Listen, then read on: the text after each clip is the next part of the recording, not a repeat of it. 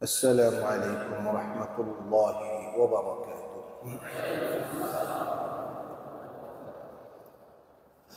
الحمد لله نحمده ونستعينه ونستغفره ونؤمن به ونتوكل عليه ونعوذ بالله من شرور أنفسنا وسيئات أعمالنا. من يهده الله فلا مضل له ومن يضلله فلا هادي له، ونشهد أن لا إله إلا الله، ونشهد أن سيدنا وحبيبنا ومولانا محمدا عبده ورسوله، أرسله بالحق بشيرا ونذيرا وداعيا إلى الله بإذنه وسراجا منيرا.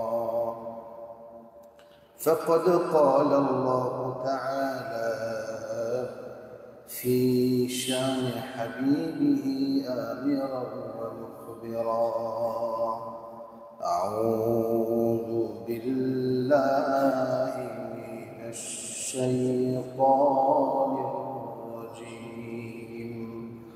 بسم الله الرحمن الرحيم. إن الله وملائكته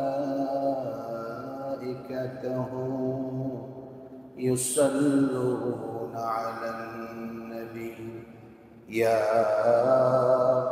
أيها الذين آمنوا صلوا عليه وسلموا تسليما. اللهم صل على سيدنا مولانا محمد وعلى سيدنا مولانا محمد محبت قري. اللهم صل على سيدنا مولانا محمد وعلى سيدنا مولانا محمد। বিশ্ববাসী সবাই বলে আজ আমাদের খুশির দিন,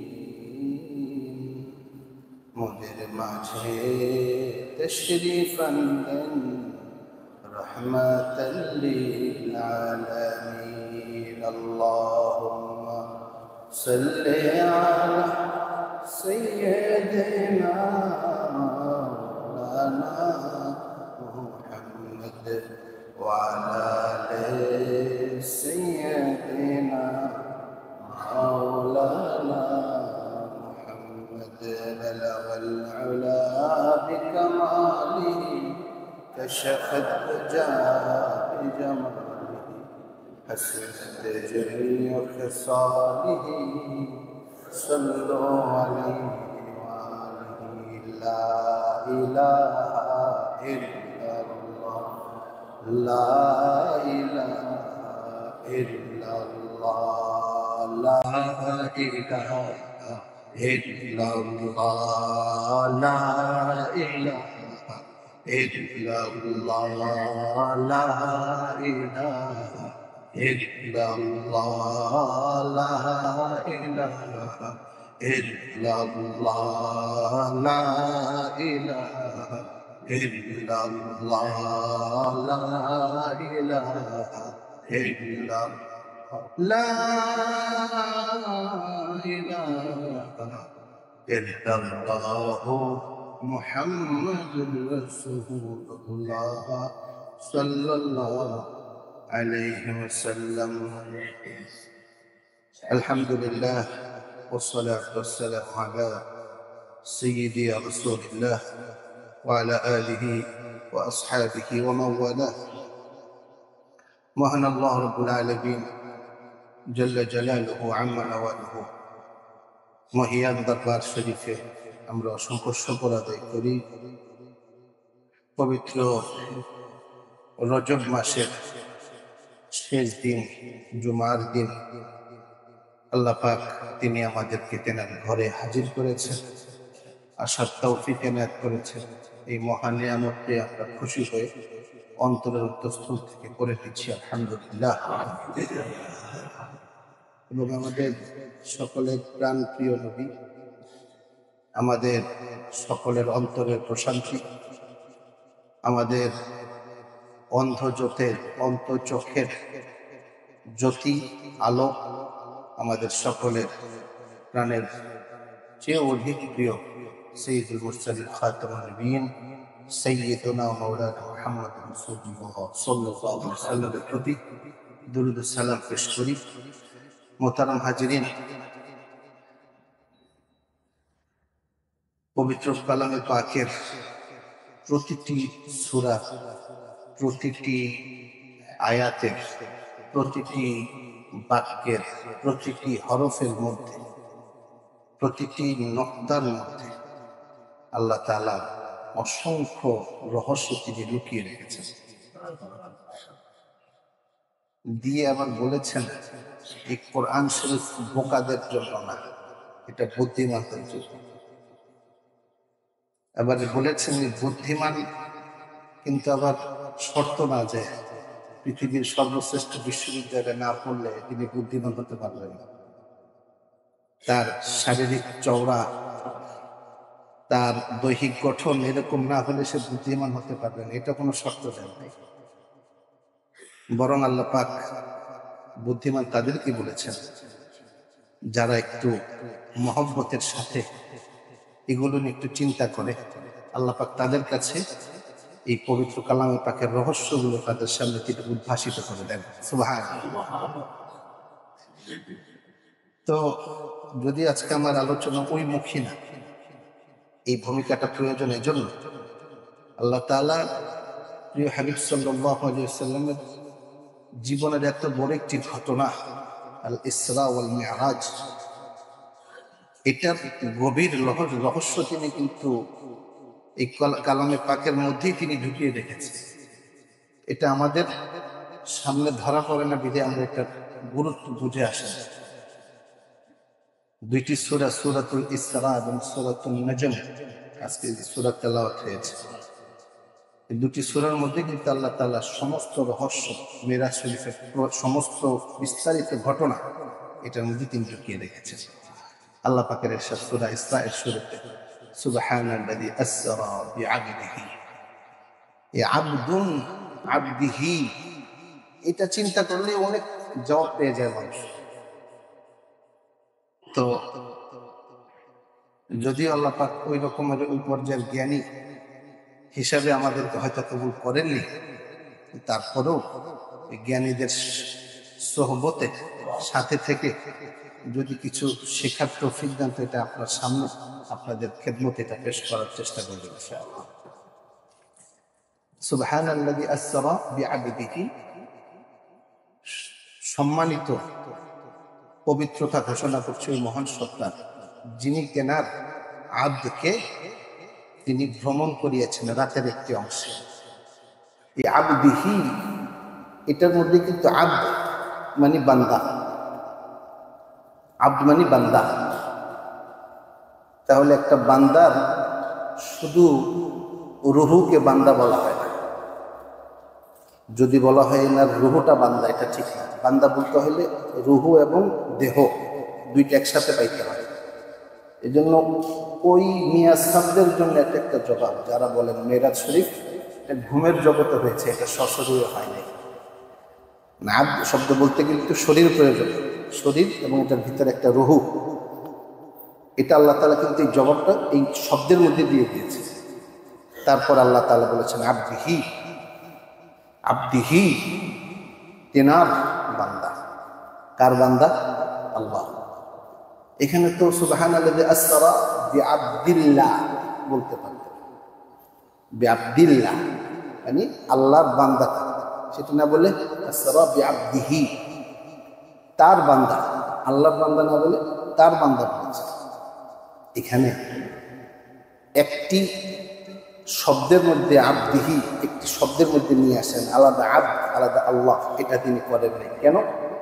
আল্লাহ তাআলা এটা আমাদেরকে হয়তো একটা মেসেজ দিতে চাচ্ছেন যে আল্লাহ তাআলার সাথে আমার হাবিব সাল্লাল্লাহু আলাইহি ওয়াসাল্লাম এত এক হয়ে একাত্মতা হয়ে গেছে, এখানে আর আলাদা করে ভাবার কোনো সুযোগ নেই। সুবহানাল্লাহ। এই জন্য অনেক ভাইরা লা ইলাহা ইল্লাল্লাহু মুহাম্মাদুর রাসূলুল্লাহ পাশাপাশি লিখলে এটার মধ্যে আপত্তি করে।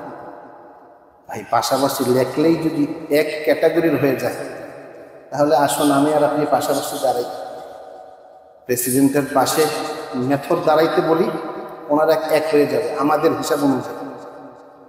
আমরা তো সকলেই বুঝি এখন বিশ্বের আপনাদের হিসাব অনুযায়ী আমাদের হিসাব ট্রাম্প হচ্ছে শক্তিশালী। হোয়াইট হাউসের মেথর যদি পাশাপাশি দাঁড়ায় ছবি তোলে ফেসবুকে পোস্ট দেয়, আপনারা তো আর আপনারা তো বলবো না যে দুজনে এক ক্যাটাগরি হয়ে গেছে, পাশাপাশি দাঁড়াইছে, ওইটা তো বলি না। আমরা তো জানি দুইজনে দুই।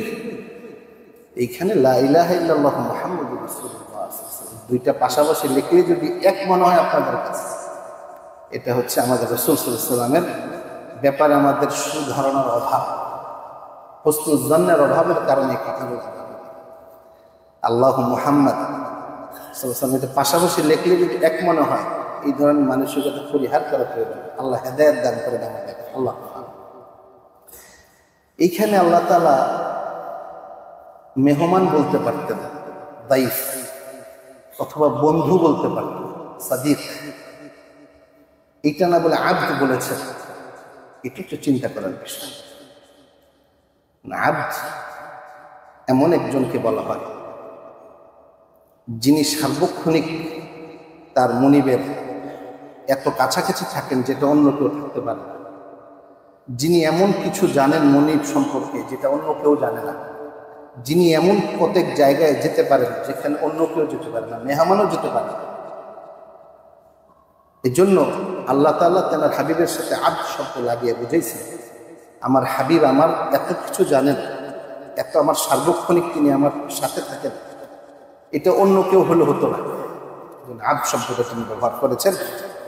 কিন্তু আব্দ শব্দের মাধ্যমে অনুগত, অর্থ হচ্ছে অনুগত, অনুগত বলার মাধ্যমে মূলত আল্লাহ তাআলা আমাদের সামনে পরিচয় করে দিয়েছেন যে আমার অনুগত যদি হও, আমার কথা অনুযায়ী নিজের জীবনকে পুরোপুরি তুমি সঁপে দাও, তাহলে আমিও আমার হাবিবকে যেভাবে সম্মানের সর্বোচ্চ স্তরে পৌঁছিয়েছি তোমাদেরকে পৌঁছায় দেবে। সুবহানাল্লাহ। এই জন্য তিনি আব্দ বলেছেন, অন্য কিছু বলেন না। খলিফা হারুনুর রশিদ ওনার দাসী ছিল, রাজপ্রাসাদের দাসী ওনার খেদমত করত। তিনি ওনাকে একটু বেশি মহব্বত করতেন। রাজপ্রাসাদের কানা ঘোষা শুরু হয়ে গেছে। এটা একটা কথা হইল, খলিফা তিনি তো দাসের প্রতি এত দুর্বল, এই কথা তিনি বুঝতে পেরেছেন। বুঝে এবার একটা আয়োজন করেছেন, আয়োজন করে সামনে অনেক সম্পদ রেখেছেন। এবার রাজপ্রাসাদের সবাইকে বলতেছে যেটার উপরে যে যেটা আগে হাত দিতে পারবা ওইটাই তার, আমি তাকে টাকা দিয়ে দিয়ে দেব। কে বলছে? খলিফা। কাকে বলছে? সবার সকলকে, যারা সমালোচক। বলার পরে সকলেই কেউ হীরার বাক্সে হাত দেয়, স্বর্ণের বাক্সে হাত দেয়, কেউ বাদশার অমুক অমুক দামি জিনিসের উপর হাত দেয়। বাদশা এইটা আমার, এইটা আমার, এইটা আমার, এইটা আমার। মোটামুটি শেষ। দাসী পাশে দাঁড়ায় আছে, সে কোনো কিছুতে হাত দেয় না। তখন তাকে বলা হচ্ছে, কি ব্যাপার সবাই নিচ্ছে, তুমি কি নিবা না? সবাই যেটা ধরতেছে এটাই তো তার। বাদশা বলতেছেন দাসীকে, দাসী বলতেছেন সত্যি হুজুর, আমি যেটা ধরবো এটাই কি আমার? বলে হ্যাঁ হুজুর, মেহেরবানি করে আপনি আপনার রাজমুকুটটা একটু খুলুন। খোলার পরে মাথাটা ধরছে, হুজুর আমি এইটা চাই। সুবহানাল্লাহ। মাথাটা ধরে বলতেছে হুজুর আমি এইটা চাই। তখন খলিফা হারুন রশিদ বলতেছে, দেখো আমি তাকে কেন বেশি মহব্বত করবো না? তোমরা সকলেই দুনিয়ার চলে যাওয়া জিনিসের প্রতি, আমার রাজ্যের অমুক অমুক জিনিসের প্রতি তোমাদের লোভ হয়েছে, কিন্তু এই দাসী খোদ আমার প্রতি তার, আমাকে সে পাইতে চায়। মূলত আমাকে পাওয়ার মাধ্যমে সে পুরো আমার মূল রাজত্ব সে পাইয়া গেছে। এটা আমাদের জন্য শিক্ষা, এটা শিক্ষা। আল্লাহ পাক তেনার প্রিয় হাবিবকে আব্দ বলে পরিচয় করে বুঝাইছেন, এই আব্দ সেই আব্দ না, তোমরা যেই দাসের গোলাম বলো ওই গোলাম না, তিনি উবুদিয়তের আনুগত্যতার মানদণ্ডে তিনি এত বেশি তিনি উত্তীর্ণ হয়েছেন যে তিনি আল্লাহর হাবিব সাল্লাল্লাহু আলাইহি ওয়াসাল্লাম কিন্তু সফরের দোয়ার মধ্যে তিনি শিখিয়েছেন, আল্লাহুম্মা আনতা সাহিবু ফিস সাফর আল খলিফাতু ফিল মালি ওয়াল আহল। সফরের দোয়ার সময় আমরা পড়ি না, এখানে বলতেছে হে আল্লাহ আপনি আমার বন্ধু, হে আল্লাহ আপনি আমার সফরের বন্ধু আর আমার পরিবারের আপনি খলিফা। কে কাকে খলিফা বানায়? যিনি খলিফা তিনি আবার খলিফা নিয়োগকারীকে বলতেছেন আপনি খলিফা। পর্যায়টা কোন পর্যায়ে চলে গেছে, এটা অনেক বড় রহস্য লুকায়িত আছে। এই জন্য এই আব্দিহির মধ্যে যে আল্লাহ কত বড় মানে রহস্য লুকিয়ে রেখেছেন, এটা আল্লাহ তাআলা আমাদের বোঝার তৌফিক দান। চাওয়ার সময় বড়টা চাওয়া উচিত। আপনি যে অবস্থায় হন না কেন নজর যেন উপরের দিকে থাকে। রাবিয়া ইবনে হাকাম আল আসলামী রাদিয়াল্লাহু আনহু 19 বছরের বালক, 19 বছর, আহলে সুফফার অধিবাসী, মসজিদে সারাদিন বসে থাকে। রাসূল সাল্লাল্লাহু আলাইহি ওয়াসাল্লাম যা করে, বাড়ি নাই, সম্পদ নাই, খাওয়া নাই, কিছু দিলে খান নাইলে নাই। একদিন রাসূল সাল্লাল্লাহু আলাইহি ওয়াসাল্লাম তাকে বলতেছে, ইয়া রাবিয়া তামান্না আলাইহি, আমার কাছে কিছু চাও, অর্থাৎ আমার কাছে এখন কিছু চাইলে আমি তোমাকে সেটাই দিব। এখন তার বাড়ি নাই, তাহলে বাড়ি চাওয়া উচিত। তার পরিবার নেই, একটা পরিবার চাওয়া উচিত। খাওয়া নেই, খাওয়া চাওয়া উচিত। কোনো কিছু না আছে সরাসরি বলতেছে উরিদু মুসাহাবাতাকা ফিল জান্নাহ, ও হুজুর আমি আপনার সাথে জান্নাতে একসাথে থাকতে চাই। সুবহানাল্লাহ। ছোট বালক চাওয়াটা কত বড়, হুজুর আমি আপনার সাথে জান্নাতে থাকতে চাই।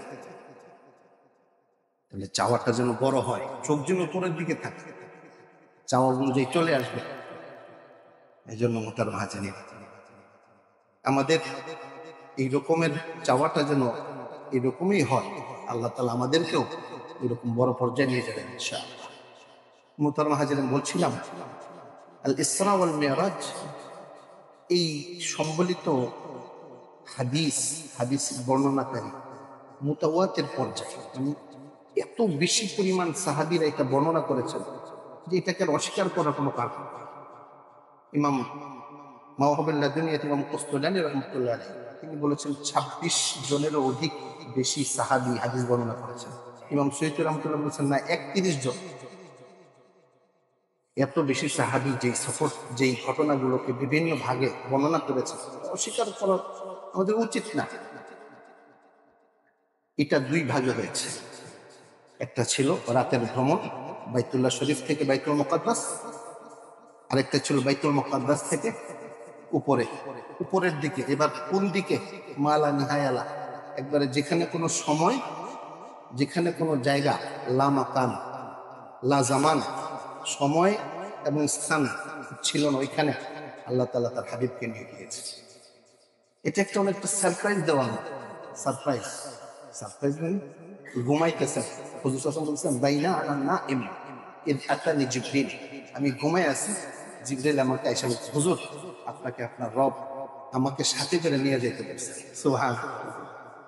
সারপ্রাইজ, বন্ধুকে সারপ্রাইজ দেন, সারপ্রাইজ দিয়েছে।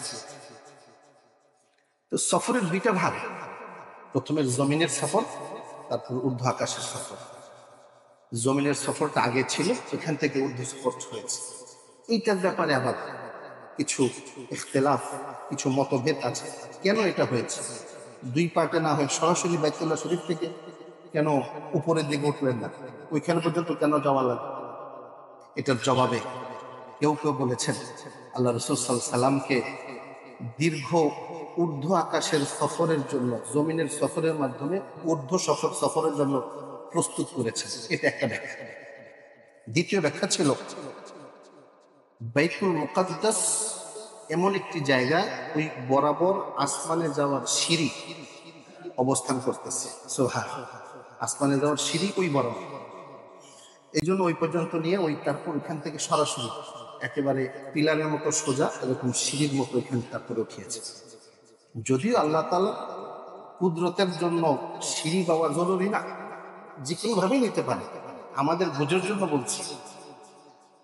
তৃতীয় বলেছেন আল্লাহ তাআলা তেনার হাবিবকে যেই কিবলা দিকে ফিরে নামাজ পড়তেন, বাইতুল মুকাদ্দাসের দিকে, ওইটাকে সচক্ষে আল্লাহ পাক দেখানোর জন্য রাসূল পাক সাল্লাল্লাহু আলাইহি ওয়াসাল্লাম ওখানকে নিয়ে গিয়েছে। তারপর মদিনা শরীফ যাওয়ার পরে মক্কা শরীফকে কিবলা বানিয়েছে। চতুর্থ নম্বর, বাইতুল মুকাদ্দাস হচ্ছে সমস্ত নবীদের এক হওয়ার জায়গা। আল্লাহ তাআলা ওই জায়গাটাকে, সমস্ত নবীদের জায়গাটাকে আলাদাভাবে বিশেষ সম্মানিত করার জন্য রাসূল সাল্লাল্লাহু আলাইহি ওয়াসাল্লাম ওখানে নিয়ে গিয়েছেন। সুবহানাল্লাহ। পঞ্চম নম্বর, আল্লাহ রাসূল সাল্লাল্লাহু আলাইহি সাল্লামের জন্মস্থানের জায়গা হচ্ছে বাইতুল্লাহ শরীফ, ওনার দাফনের জায়গা হচ্ছে মসজিদে নববী। দুইটা জায়গা তো ওনার বরকত পেয়েছে। তৃতীয় যে জায়গাটা বাইতুল মুকাদ্দাস, মূল তিনটা মসজিদের মধ্যে দুইটা রাসূল পাক সাল্লাল্লাহু আলাইহি ওয়াসাল্লাম বরকত পেয়েছে, তার ওনার পায়ের ধুলা পেয়ে ধন্য হয়েছে। একটা জায়গা তো এখনো বাকি আছে, এজন্য আল্লাহ তাআলা ওই জায়গাটাকেও এই সম্মানিত করার, এই প্রসেসিং এর দোকানের জন্য আল্লাহ পাক তেনার হাবিবকে ওইখানে নিয়ে গিয়েছেন। সুবহানাল্লাহ। তেমনি ভাবে এই জমিনের মধ্যে, ষষ্ঠ নম্বর, এই জমিনের মধ্যে তিনি বাইতুল মুকাদ্দাসের সমস্ত রাসূলদেরকে নিয়ে তিনি নামাজ পড়েছেন। এই নামাজের ইমাম কে ছিল? আমাদের রাসূল মুহাম্মদ সাল্লাল্লাহু আলাইহি ওয়াসাল্লাম। এটা যদি আকাশে ঘটতো, আকাশে, তখন ওনারা বলার সুযোগ পাইত এটা তো দুনিয়ায় ঘটেনি, আকাশে ঘটছে, এটা দিয়ে ওনার শ্রেষ্ঠত্ব বোঝা যাবে না। কিন্তু আল্লাহ তাআলা দুনিয়ার বুকে ঘটাইয়া বুঝিয়ে দিয়েছেন এটা আকাশে বলার সুযোগ নেই, দুনিয়াতেও তিনি শ্রেষ্ঠ, আকাশেও তিনি শ্রেষ্ঠ। সুবহানাল্লাহ। তেমনি ভাবে সপ্তম নম্বর, দুনিয়ার ব্যাপারে আমাদের জানাশোনা আছে, আসমানের ব্যাপারে তো আমাদের জানাশোনা নাই। সুতরাং জানাশোনা ব্যাপারে যদি একটি মুজিজা, বিশেষ ব্যাপার সাব্যস্ত হয়, অটোমেটিক্যালি উপরেরটাও সাব্যস্ত হয়ে যাবে। কারণ কাফেরদের তো আর আসমানের ব্যাপার যাচাই করার সুযোগ ছিল না, কিন্তু জমিনের ব্যাপারটা যাচাই করার সুযোগ ছিল। এই জন্য আল্লাহ তাআলা রাসূল হচ্ছে যেটা জানা, ওইটা দিয়ে না জানা বিষয়টাকে তিনি শিখাইছেন আমাদের। সাদাকার ব্যাপার বলছেন আল্লাহ তাআলা, 1 টাকা যদি কেউ এক দান করে, আল্লাহ তাআলা তাকে 700 দান করেন। এটার উদাহরণ বুঝাইছেন, ওই গাছের মতো একটা গাছ লাগাইছে, ওই গাছের চেয়ে পাতা, পল্লব, ডাল পালা গজিয়ে এক একটা ধান হয়েছে, এরকম 700-র উপরে ধান, একটা দিয়ে 700-র অধিক ধান হয়েছে। এটা দিয়ে, এই কাছের জিনিস দিয়ে তিনি বুঝে, মূলত তিনি ওই দূরের বিষয়টাকে বুঝাইতে চাইছেন। আল্লাহ তাআলা যেন আমাদের জমিনের এই বিষয়টার মাধ্যমে তিনি আখিরাতের, আসমানের বিষয়টা তিনি আমাদের সামনে বুঝিয়েছেন। যে 40 দিনের সফর, ওই সময় বাইতুল্লাহ শরীফ থেকে বাইতুল মুকাদ্দাস যেতে লাগতো 40 দিন। 40 দিনের সফর তিনি এক মুহূর্তে তিনি অতিক্রম করেছেন। তাহলে তিনি তেনার পক্ষে সম্ভব যে ওইখান থেকে তিনি ঊর্ধ্ব আকাশে ভ্রমণ করে অল্প সময়ের মধ্যে আবার দুনিয়ায় ফেরত আসা। সুবহানাল্লাহ। এইসব কারণে ওলামায়ে কেরামগণ বলছেন যে প্রথমে ছিল জমিনের সফর, ওইখান থেকে ঊর্ধ্ব আকাশের সফর। জমিনের সফরকে বলা হয় আল ইসরা, ঊর্ধ্ব আকাশের সফরকে বলা হয় মেরাজ। মোহতারাম হাজিরিন, এই মেরাজের ঘটনাটা, এটা কেন ঘটিয়েছেন আল্লাহ তাআলা, এটার অনেকগুলো ব্যাখ্যা আছে। সব আলোচনা করতে গেলে সময় পাওয়া যায় না। এর মধ্যে কিছু চুম্বক অংশ আপনাদের সম্মানে আপনাদের সামনে খেদমতে পেশ করবো ইনশাআল্লাহ। এর মধ্যে 1 নম্বরই হচ্ছে ইমতিহান, পরীক্ষা ছিল একটা। বাছাইকরণ প্রক্রিয়া, ইমানদার বাছাই করার প্রক্রিয়া করার জন্য আল্লাহ তাআলা এই ঘটনা ঘটাইছেন। কারণ এটা ছিল মাক্কি জীবনের শেষ সময়ের ঘটনা, মাদানী হিজরত শুরু করার আগে। কারণ এমন একটা হিজরতের সময়, এই সময় যদি আমি এখনই যদি কিছু আমার বাছাই লোক আমি বাছাই করতে না পারি, কাদেরকে নিয়ে হিজরত করব? যারা ঝরে পড়ার ঝরে যাক, যারা দুর্বল ইমান মুনাফিক ঝরে যাক, যারা অরিজিনাল ইমানদার তারা টিকুক। এবার এটা বোঝানোর জন্য আল্লাহ তাআলা এত বড় একটা ঘটনা ঘটেছেন, যেটা গায়েবের উপরে বিশ্বাস করা ছাড়া এটা বিশ্বাস করা কঠিন। তখন এটা সাব্যস্ত হবে যে কে আমার রাসূল সাল্লাল্লাহু আলাইহি ওয়াসাল্লামকে আসলেই মহব্বত করেছে আর কে মহব্বত করেন, এটা বের হয়ে যাবে এই ঘটনার মাধ্যমে। এই জন্য আল্লাহ তাআলা এই ঘটনাটা ঘটিয়েছে। দেখেন, উনি যখন সফর থেকে এসেছেন, মানুষ 3 ভাগে বিভক্ত হয়ে গেছে। এক ভাগে মানে কোনো কথা শোনা ছাড়াই মিথ্যা, এই ধরনের কথা বিশ্বাস করি না, তাদের ব্যাপারে আমাদের আলোচনার প্রয়োজন নেই। আর বাকি 2 ভাগের মধ্যে এক ভাগ বলছে কোনো দলিল ছাড়া আমি শুনে আমি মানলাম, আমি বিশ্বাস করি রাসূল সাল্লাল্লাহু আলাইহি ওয়াসাল্লাম যা বলছেন এটা সত্য। আরেক ভাগ বলছেন হ্যাঁ এইটা ওইটা ওইটা মিলানের উপরে বুঝতেছি যে না আসলে মেরাজটা সত্য হয়েছে। তো এই বিশ্বাস স্থাপনকারী 2 দলের মধ্যে যারা বিলা দলিল বিশ্বাস করেছেন, তাদের মধ্যে সর্বশ্রেষ্ঠ ছিলেন সাইয়েদনা আবু বকর সিদ্দিক আকবর রাদিয়াল্লাহু তাআলা আনহু, কোনো কথা ছাড়া, দলিল ছাড়া। আর এই ধরনের লোকদেরও বড় প্রয়োজন ছিল ওই সময় হিজরত করবেন। এখন এই ধরনের কিছু সত্য সাথী যদি না পাওয়া যায়, তাহলে এরা যদি জায়গা মতন গিয়ে আবার বিশ্বাসঘাতকতা করে ফেলে। এই জন্য আল্লাহ রাসূল সাল্লাল্লাহু আলাইহি ওয়াসাল্লাম দেখেন সিদ্দিক আকবর রাদিয়াল্লাহু আনহুকে বলার সময়ও বাছাই যে কাকে বলতে হবে সর্বপ্রথম, এটা আল্লাহ রাসূল সাল্লাল্লাহু আলাইহি ওয়াসাল্লামের চরম বুদ্ধিমত্তার পরিচয়, যে ওনাকে বললে কাকে বললে তিনি গ্রহণ করবেন এবং এটা ছড়িয়ে দেবেন না, ওনার বিরুদ্ধে কাজ করবেন। তিনি বুঝে সর্বপ্রথম ভাই আবু বকর বলছেন, ভাই আপনি তো আমার সাথে অনেকদিন চলেছেন ফিরেছেন, আমার সাথে কোনো মিথ্যা আপনি পেয়েছেন? বলে না, আপনি ভালো সত্যবাদী। বলে তাহলে শুনুন, আমি আল্লাহর পক্ষ থেকে রাসূল আপনাদের কাছে পয়গাম নিয়ে আসছি। সিদ্দিক আকবর আবু বকর রাদিয়াল্লাহু আনহু তিনি কোনো কথা ছাড়া তিনি বিশ্বাস করেছেন সত্যি আপনি নবী, আমি আপনার উপর ঈমান আনলাম, আমি পড়ে নিলাম আশহাদু আল্লা ইলাহা ইল্লাল্লাহ ওয়া আশহাদু আন্না মুহাম্মাদান আবদুহু ওয়া রাসূলুহু। তাহলে যিনি সিদ্দিক তিনি কখনো প্রশ্ন করবেন না। প্রশ্ন করলে আমি সিদ্দিক হব না। সিদ্দিক মানে চরম সত্য প্রতিপন্নকারী। সিদ্দিক আকবর রাদিয়াল্লাহু আনহু এসে বলতেছে, এই আবু বকর তুমি শুনছো তোমার সাক্ষী যার ব্যাপারে তুমি এত গর্ব করো, সে বলতেছে এক রাতে এখান থেকে এখানে গেছে, এখান থেকে এখানে গেছে, সব ঘুরে আসছে, আসমান জান্নাত জাহান্নাম আরশ কুরসি লৌহ কলম লামাকান লাজামান সব ঘুরে আসছে, আবার এসে দেখুন বিছানা এখনো গরম, এটা তুমি বিশ্বাস করো? বলে তিনি কি বলছেন? বলছেন। বলে তিনি যদি বলে থাকেন তিনি সত্য বলেছেন, আমি এটা বিশ্বাস করেছি কোনো ধরনের কথা ছাড়া। সুবহানাল্লাহ। বলে তুমি তার থেকে একটু শুনে নাও, আমার শোনার কিছু নাই, তোমাদের কি বুদ্ধি চলে গেছে? আইনা উকুলুকুম, তোমাদের বুদ্ধি কই গেল? যেখানে আমি আসমানের খবর ওনার কথায় বিনা কথায় বিশ্বাস করতেছি, জমিনের খবর তো আর আগে বিশ্বাস করি। সুবহানাল্লাহ। আসমান তো অনেক দূরে, দূরের খবরই বিশ্বাস করতেছে, কাছের খবর বিশ্বাস করবো না কেন? এক কথায় সবাই মুখটা বন্ধ করে দিল, সমালোচকরা চুপ হয়ে গেল। এখানে চিন্তা করা, ওই সময় কিন্তু ওনার নাম, ওনার এতদিন নাম ছিল আবু বকর, শুধু আবু বকর, ওদিন থেকে নাম হয়েছে সিদ্দিক আকবর। সমস্ত সত্য প্রতিপন্নকারীদের মধ্যে সবচেয়ে বড় সত্য প্রতিপন্নকারী সাইয়েদনা আবু বকর রাদিয়াল্লাহু তাআলা, কোনো কথা ছাড়া। আল্লাহ রাসূল সাল্লাল্লাহু আলাইহি ওয়াসাল্লামের প্রতি তার এই মহব্বত, এই ভালোবাসা, এই ত্যাগ, এই কোরবানি উম্মত আজও কিয়ামত পর্যন্ত শ্রদ্ধার সাথে স্মরণ করবে। তেনাকে যখন হিজরতের সময় নিয়ে যাওয়ার জন্য বলেছেন, ভাই আবু বকর তৈরি থেকে নাকি আপনাকে নিয়ে আমি যাব। তো এরপর থেকে প্রস্তুতি নিচ্ছেন রাসূল সাল্লাল্লাহু আলাইহি ওয়াসাল্লাম, জান্নাত সবকিছু গুছিয়ে আল্লাহর পক্ষ থেকে ইশারা পেলে তারপর তিনি যাবেন। যে রাতে তিনি যাচ্ছেন গভীর রাত, কনকনে শীত চারিদিকে, তখন আল্লাহর হাবিব সাল্লাল্লাহু আলাইহি ওয়াসাল্লাম আবু বকর রাদিয়াল্লাহু আনহু ঘরের মধ্যে পড়া না দিলেন, সাথে সাথে দরজা খুলে গেল। ভাই আবু বকর, তুমি ঘুমাও নাই? আমি তোমাকে নিতে আসছি। বলে, হুজুর কেমনে ঘুমাই? যেদিন থেকে আপনি বলেছেন আপনি আমাকে নিয়ে সফরে যাবেন তৈরি থাকার জন্য, আমি সবসময় তৈরি থাকি। এরপর থেকে কোনোদিন বিছানায় পিঠ লাগায় ঘুমাই না। সুবহানাল্লাহ। এটা হলো সিদ্দিক আকবর, এটি মহব্বত, এটি ভালোবাসা, এটাই ঈমান।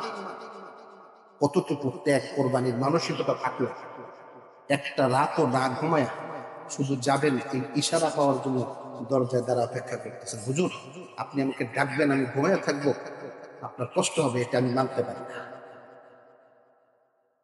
যাওয়ার পথে একবার সিদ্দিক একবার সামনে থাকেন, একবার পাশে যান, একবার পিছনে যান। ভাই আবু বকর এমন করছেন কেন? বলল, হুজুর সামনে চলে এই জন্য যে সামনে থেকে কোনো বিপদ যদি আপনার আসে, এটা আমার আবু বকরের আগে চলে আসুক, আপনার কোনো ক্ষতি না হবে। সুবহানাল্লাহ। আবার যখন মনে হয় আপনার থেকে কিছু বারাকা নেওয়া দরকার, তো যিনি বারাকা নেন তিনি তো পিছনে থাকেন, আপনার আগে চললে আমার এটা আদবের খেলাফ হয় কিনা, যেন আমি পিছনে থাকি। দুইজনে গেলেন, গুহায় ঢুকলেন। হুজুর আপনি একটু দাঁড়ান, আমি একটু ভিতরটা ঢুকে একটু সাফ করে আসি, ভিতরে যদি কোনো বিষাক্ত কিছু থাকে এটা আমি পরিষ্কার করে আসি। বলে, আবু বকর মনে হচ্ছে তুমি তোমার জানের উপরে আমার জানকে তুমি প্রাধান্য দিচ্ছ। বলে, হুজুর শুধু আমার জান না, এই আবু বকরের পুরো সত্তা, পুরো পরিবার, আবু বকর যা কিছু কামাই করতেছে সবচেয়ে বেশি প্রাধান্য দিই আমি আপনাকে, মুহাম্মদ রাসূলুল্লাহ সাল্লাল্লাহু আলাইহি ওয়াসাল্লাম। এই জন্য ওনার ওজন করাটা বড় কঠিন। সিদ্দিক আকবরকে ওজন করা বড় কঠিন। তবু যুদ্ধের জন্য এই কার কি আছে আনো, কার কি আছে আনো, সবাই সবার মতো তৌফিক মতো আনছে। ওমরে ফারুক রাদিয়াল্লাহু আনহু তেনার সম্পদের অর্ধেক নিয়ে আসছেন।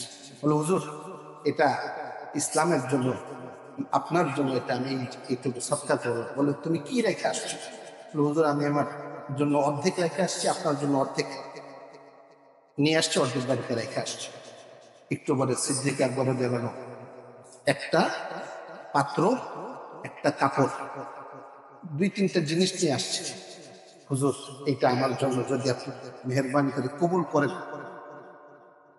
আল্লাহ রাসূল সাল্লাল্লাহু আলাইহি ওয়াসাল্লাম বলতেন, সিদ্দিক আবু বকর তুমি তোমার বাড়ির জন্য কি রেখে আসছো, পরিবারের জন্য কি রেখে আসছো? হুজুর আমি আমার পরিবারের জন্য আল্লাহ এবং তার রাসূলকে রেখে আসছি। সুবহানাল্লাহ। এই জন্য আল্লাহ রাসূল সাল্লাল্লাহু আলাইহি ওয়াসাল্লাম বলছেন, লাউ উযিনা ঈমানু আবু বকর লারাজাহ। সাইয়েদনা ওমর ফারুক রাদিয়াল্লাহু আনহু বলেছেন, যদি আবু বকর রাদিয়াল্লাহু আনহুর ঈমানকে এক পাশে রাখা হয়, আমার সমগ্র বিশ্ববাসীর ঈমানকে এক পাশে রাখা হয়, আবু বকর রাদিয়াল্লাহু আনহুর ঈমান এটা বেশি হয়ে যাবে, বেশি ভার হয়ে যাবে। সুবহানাল্লাহ। এটা এত বড় পর্যায়ে তিনি কিভাবে পৌঁছেছেন? অনেক নামাজ দিয়া, অনেক রোজা, অনেক সাদাকা দিয়া, একটু আগে তো সাদকা তো অল্প কয়টা করেছে, কি দিয়া? আল্লাহ রাসূল সাল্লাল্লাহু আলাইহি ওয়াসাল্লামের জন্য তার উৎসর্গ, তার ভালোবাসা, তার মহব্বত, তার প্রেম, এটা থেকে এক অনন্য উচ্চতায় নিয়ে গেছে। সুবহানাল্লাহ। এই জন্য আল্লাহ রাসূল সাল্লাল্লাহু আলাইহি ওয়াসাল্লামের বুখারী শরীফের হাদিসে আম্মা জান আয়েশা রাদিয়াল্লাহু আনহার সাথে চমৎকার একটি তারা ভরা রাত, আমার আব্বাজান, আমার আল্লাহ রাসূল সাল্লাল্লাহু আলাইহি ওয়াসাল্লাম, আম্মা জান আয়েশা রাদিয়াল্লাহু আনহা দুইজনে মিলে উপভোগ করছে। আম্মা জান আয়েশা রাদিয়াল্লাহু আনহা বলছেন, হুজুর আকাশে যে কত তারা, এত পরিমাণ সওয়াব কি আপনার কোন উম্মতের আছে? হ্যাঁ আছে তো, আমার উম্মত, আমার সাহাবী ওমর রাদিয়াল্লাহু আনহু এত পরিমাণ সওয়াব আছে। সুবহানাল্লাহ। আম্মা জান আয়েশা রাদিয়াল্লাহু আনহা একটু মনটা, আমার বাবার নামটা বললো না, আল্লাহ রাসূল সাল্লাল্লাহু আলাইহি ওয়াসাল্লাম বুঝে ফেললেন, ওনার মনের ভাষা পড়ে ফেললেন। ও আয়েশা, হুমায়রা, শোনো তোমার মনটা বুঝি একটু খারাপ হয়েছে, তোমার আব্বাজানের নাম বলি না এই জন্য। শুনে রাখো, তোমার আব্বাজান আমার সাথে গারে হেরাতে যে 3 রাত কাটিয়েছেন, ওইটার এক রাতের পরিমাণ ওমর রাদিয়াল্লাহু আনহু সারা জীবনের আমলের চেয়ে বেশি। সুবহানাল্লাহ। এটা বুঝাইলাম উম্মত ওনার প্রতি চিরকৃতজ্ঞ। কিরকম প্রেম, ভালোবাসার, মহব্বতের রাস্তা তিনি দেখিয়ে গিয়েছেন। একই কায়দা বেলাল রাদিয়াল্লাহু আনহু, কি মহব্বতের, কি ভালোবাসার কি নমুনা এই উম্মতের সামনে রেখে গেছে। এভাবে ভালোবাসতে হবে, এভাবে মহব্বত করতে হবে। যখনই আল্লাহ রাসূল সাল্লাল্লাহু আলাইহি ওয়াসাল্লামের বিদায় হয়ে গেল, তখন তিনি আর মসজিদ নববীতে তিনি আজান দেন। বলেন ওই জায়গায় আজান দিয়ে আমি কি করবো, যে জায়গায় আমি আজান দিয়ে আজান শোনার মতো কোনো লোক খুঁজে পাই না। সুবহানাল্লাহ। আল্লাহ রাসূল এত মহব্বত, তিনি চলে গেলেন বাসরাতে, দূরে, বহু দূরে। আল্লাহ রাসূল সাল্লাল্লাহু আলাইহি ওয়াসাল্লাম স্বপ্নে বললেন, এ বিলাল, মা হাদাল জাফা ইয়া বিলাল, বিলাল এটা কি ধরনের কঠোরতা আমার সাথে বলো তো, তুমি আমাকে ছেড়ে চলে গেলা, তুমি আমার কাছে একটু আসো না। বিলাল রাদিয়াল্লাহু আনহু এবার সফর গুছাচ্ছেন, আমাকে যে আমার বন্ধু ডেকেছেন, আমার রাসূল ডেকেছেন। তিনি হাজার হাজার শত শত মাইল পার হয়ে তিনি চলে আসলেন মদিনা শরীফ। এসে দেখেন মদিনা শরীফের সকলেই আছে। মদিনা শরীফের মধ্যে মূল মানুষ তেনার প্রিয় রাসূল তিনি তো নাই। মনটা খুব বেজার হয়ে গেল। হাসান হোসেন রাদিয়াল্লাহু আনহু খুব করে ধরলেন, ভাই চাচা, আপনাকে আজান দিতে হবে, আমাকে মাফ করবেন আপনারা। আমি তো আজান দিয়ে যখন আশহাদু আন্না মুহাম্মাদুর রাসূলুল্লাহ সাল্লাল্লাহু আলাইহি ওয়াসাল্লাম বলে যখন রাসূল সাল্লাল্লাহু আলাইহি ওয়াসাল্লাম হুজরা মুবারকের দিকে তাকাতাম, দেখতাম তিনি আসতেছেন, যখন দেখবো তিনি নাই, আমি সহ্য করতে পারবো না। বললেন না, আপনাকে আজান দিতেই হবে। ওনাকে জোর করে আজান দেওয়ানো হল। ঠিকই যখনই আশহাদু আন্না মুহাম্মাদুর রাসূলুল্লাহ বলে আজানের মধ্যে তাকাইলেন, দেখলেন তিনি নাই, সাথে সাথে অজ্ঞান হয়ে পড়লেন। সুবহানাল্লাহ। এটা ছিল মহব্বত, এটা ভালোবাসা। আর এটার প্রতিদানও দেখেন, মিরাজ শরীফে গিয়ে আল্লাহ রাসূল সাল্লাল্লাহু আলাইহি ওয়াসাল্লাম একজনের পায়ের আওয়াজ শুনেছেন। তিনি কে? বেলাল রাদিয়াল্লাহু আনহু। যদিও আমরা বলি উযু করে 2 রাকাত নামাজ পড়ার ফজিলত, শুধু প্রেম ছাড়া, রাসূলের মহব্বত ছাড়া যদি নামাজ পড়ে, শুধু 2 রাকাত না, হাজার হাজার কোটি কোটি রাকাত নামাজ হবে, আল্লাহ তাআলা এটা কবুল করবেন না। সুবহানাল্লাহ। হাকিকতে মুহতারাম হাজিরিন, এজন্য বলছি এই মেরাজের ঘটনাটা এটা কিন্তু বাছাই প্রক্রিয়ার জন্য আল্লাহ তাআলা ঘটিয়েছে। ঈমানদার বাছাই করবে, কে ঈমানদার কে বেঈমান, এটা এখন বাছাই করা প্রয়োজন। বাছাই করার পর সাচ্চা লোকদেরকে নিয়ে আল্লাহ রাসূল সাল্লাল্লাহু আলাইহি ওয়াসাল্লাম মদিনা শরীফে হিজরত করলেন, একটি ইসলামের রাষ্ট্রের ভিত্তি প্রস্তর স্থাপন করলেন। সুবহানাল্লাহ। মুহতারাম হাজিরিন, তেমনি ভাবে আরো অনেক ঘটনা, আয়োজন, হিকমত এই ঘটনার সাথে অনেক জড়িত। তার মধ্যে অন্যতম একটা জড়িত হচ্ছে আল্লাহ রাসূল সাল্লাল্লাহু আলাইহি ওয়াসাল্লামকে সান্ত্বনা দেওয়ার জন্য আল্লাহ রাসূল সাল্লাল্লাহু আলাইহি ওয়াসাল্লামকে আল্লাহ তাআলা তেনার কাছে ডেকে গেছেন সান্ত্বনা দেওয়ার জন্য। অনেকগুলো ঘটনা ওনার উপরে ঘটে গিয়েছে। ওনার চাচা মা ইন্তিকাল করেছেন, ওনার স্ত্রী ইন্তিকাল করেছেন, তায়েফ বাসী ওনার উপরে জুলুম করেছে, ওনাকে শিয়াবে আবি তালেবে বন্ধ করে রাখে। এগুলো আমরা গত সপ্তাহে আলোচনা করেছি। সবকিছুর পরে কিন্তু আল্লাহ পাক তেনার হাবিবকে সান্ত্বনা দেওয়ার জন্য পুরো কোরআন শরীফকে কিন্তু আল্লাহ রাসূল সাল্লাল্লাহু আলাইহি ওয়াসাল্লামের অসংখ্য আয়াত দিয়ে শুধু সান্ত্বনা দেয়। হুজুর আপনি চিন্তা করেন না, হুজুর আমি আপনাকে দেখতেছি, হুজুর তাদের কথা আপনি মন খারাপ করবেন না। বলতেছে মানে আবুল হাবির স্ত্রী উম্মে জামিলা বলতেছে তার শয়তান রাসূল সাল্লাল্লাহু আলাইহি ওয়াসাল্লামের উদ্দেশ্যে, তার শয়তান তাকে ছেড়ে গিয়েছে, নাউজুবিল্লাহ। কারণ আল্লাহ তাআলা সূরা দুহা নাযিল করে বলেন, ওয়াদ-দুহা ওয়াল-লাইলি ইযা সাজা মা ওয়াদ্দাআকা রাব্বুকা ওয়া মা ক্বালা। কখন এটা হতে পারে না, আপনার রব আপনাকে ছেড়ে গিয়েছেন, এটা কখন হতে পারে না। আপনার রব আপনাকে বড় মহব্বত করে। ওরা বলে তিনি পাগল হয়ে গিয়েছেন। আল্লাহ তাআলা সান্ত্বনা দেন, হুজুর আপনি আমার বন্ধু, আপনি কখন পাগল হতে পারেন না, আপনি আমার রাসূল, ওরা আপনার কদর বোঝে না। এরকম অসংখ্য অগণিত যায় আল্লাহ পাক তেনার প্রিয় হাবিবকে সান্ত্বনা দিয়েছেন। এই রকমের একটু সান্ত্বনার উপলক্ষ ছিল পবিত্র মেরাজ শরীফ, যেটার মাধ্যমে বন্ধুকে কাছে নিয়ে এটা বুঝিয়ে দিয়েছেন, ও আমার বন্ধু, আমার প্রিয় হাবিব দুনিয়াবাসী আপনার প্রতি জুলুম করেছে, কারণ তারা আপনাকে চিনে না, আপনার কদর তারা বোঝে না। কিন্তু আমি আপনার প্রিয় বন্ধু, আমি রব্বুল আলামিন আপনাকে জানি, আপনাকে বুঝিয়ে জন্য আপনাকে এত উঁচুতে আমি নিয়ে এসেছি। সুবহানাল্লাহ। মোহতারাম হাজিরিন, এইটা বলার উদ্দেশ্য এই আলোচনাগুলো আল্লাহ রাসূল সাল্লাল্লাহু আলাইহি সাল্লামের এই যে মুহাব্বত, যে ভালোবাসা আমাদের মধ্যে ইমানের অঙ্গ হিসেবে থাকা প্রয়োজন, এটা আমাদের মধ্যে আজকে খুব কমে যাচ্ছে আমাদের মনে হচ্ছে। মেরাজ শরীফের এই ঘটনাগুলো আমাদের মধ্যে আজকে আলোচনা হয় না কেন? বলে এগুলো প্রয়োজন না, একটা ঘটনা ঘটে গেছে। আল্লাহ রাসূল সাল্লাল্লাহু আলাইহি ওয়াসাল্লামের জীবনে এত বড় একটি ঘটনা, এটা আমাদের হাইলাইট করে বেশি বেশি প্রচার করে নিজের ইমানকে বাড়ানো উচিত। আর এটার মাধ্যমে কিন্তু আমাদেরও ইমানের পরীক্ষা হবে। আল্লাহ তাআলা এই সময় ইমানের পরীক্ষা করেছেন না, এখন আমাদের ইমানের পরীক্ষা হইতেছে। কে আল্লাহ মুহাম্মদ পাশাপাশি দেখলে রাগ করেন, বোঝার বিষয়।